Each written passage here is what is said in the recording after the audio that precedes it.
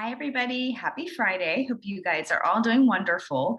Thank you for allowing me to be gone for 2 weeks. I know I did not record a video. We did a family vacation with my parents and my in-laws, and we were gone for 2 weeks. We went to Italy with the whole family, explored and had a really good time. And so I've been off doing videos, but I have been watching the market, still have been working, doing a little bit of real estate. Nevertheless, that's a job that just doesn't really seem to stop very often. And quick wanted to update you guys on the market.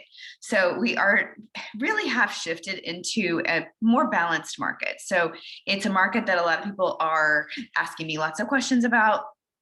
Our inventory levels are significantly up. There's a lot of new listings that have hit the market over the last couple of months. As the market has shifted, as interest rates have gone up, sellers and people who are wanting to sell their property are just putting their house on the market, hoping to take advantage of the prices as they've been high.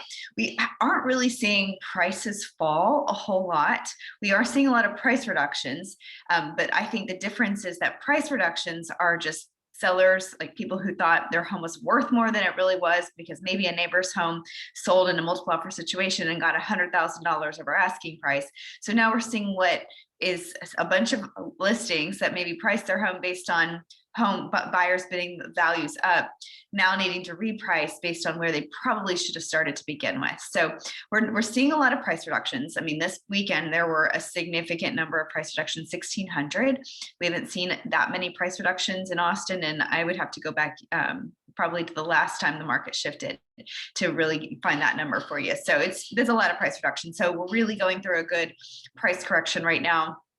The good news is we're still seeing activity. We have a lot of listings. We just launched 3 new listings today. We're getting showings. But what this means is that a seller can't just expect to put a post-it note on the front door. I can't expect as a real estate agent to put a post-it note on the front door and expect that it's going to sell. It kind of used to be that way. And so now we're working really hard. Always we're working hard, even though it was easy to sell houses, but working really hard to make sure the homes look really good, are staged right, marketed really well, and then also priced in comparison to what is our competition.